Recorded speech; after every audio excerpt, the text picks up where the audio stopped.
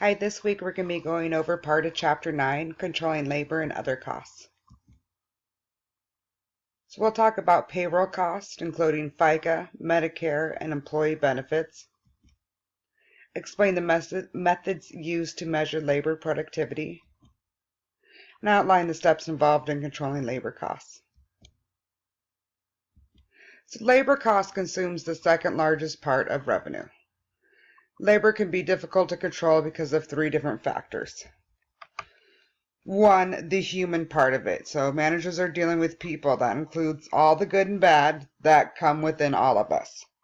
That including people's personalities and attitudes, their ability to work well with others, and how they work, their productivity and quality of the product or service. Also, labor has a limited amount of adjustments. For example, you cannot pay lower than minimum wage. And three, the future is unknowable. The amount of employees needed and the amount of sales cannot be immediately predicted. That's why we're always forecasting. We're giving it our best guess. So payroll costs. This is the amount of money spent on wages. This includes both hourly and salaried employees. The hourly employees needed to staff the operation during the slowest hours make up the biggest portion of labor cost. Adding the fixed management payroll to the variable staff payroll means that payroll cost is a semi-variable, meaning it increases and decreases with sales, but not in direct proportion. Labor costs include payroll costs, the employer's contribution to FICA, your Medicare, workers' compensation insurance, and employee benefits.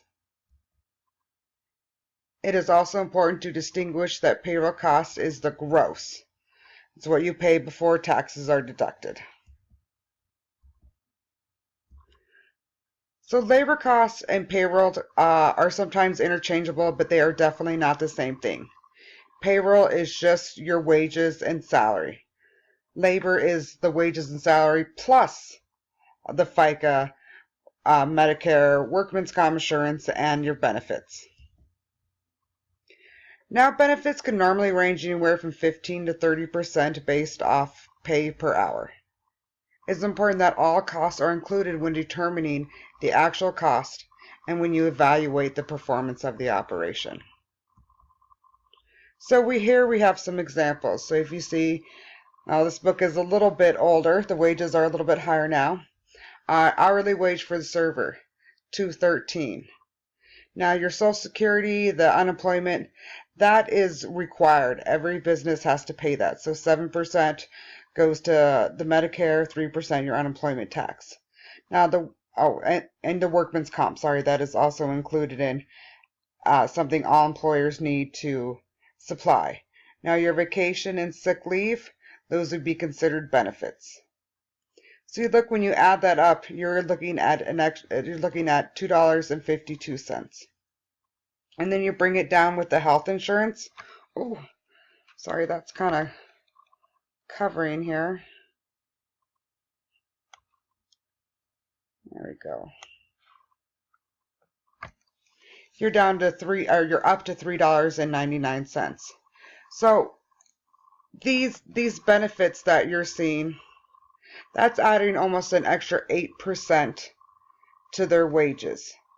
So when you have benefits that can help attract and keep more productive and loyal employees versus someone who's just paying an average hourly wage, it's nice to have a higher hour wage.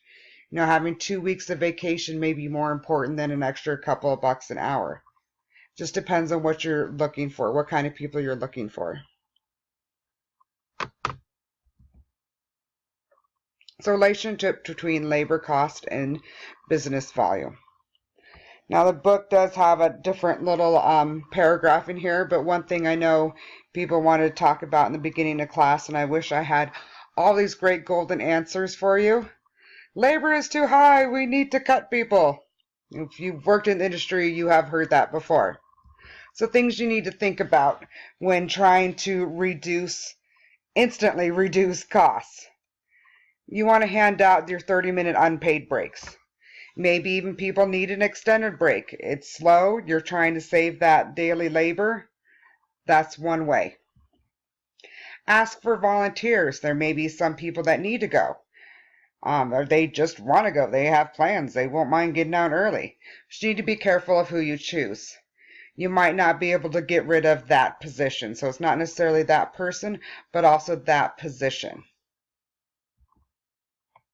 So once again, that's why make sure you're cutting the position as well. I mean, you might have a volunteer there's no one else that can take that place. So then who are you left with after you are done making the cuts? Are these people cross-trained to handle multiple different positions? And depending on how you figure all of your labor costs, you may even consider scheduling salaried staff during slower times to help offset costs as well. But never under any circumstance would you sacrifice service and quality standards just to make labor. When you do, you end up losing customers, and then you're losing sales, and you're just going in a bad downward spiral.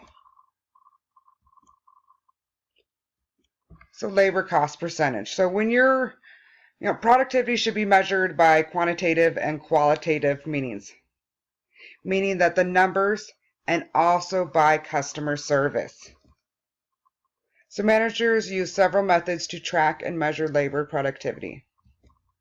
First method is to track labor cost percentage. This figure tracks the cost of labor in relation to the sales.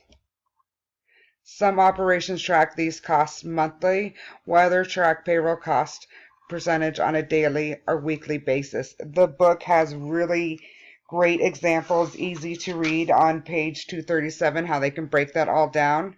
And the further you can break it down, the more you can control it.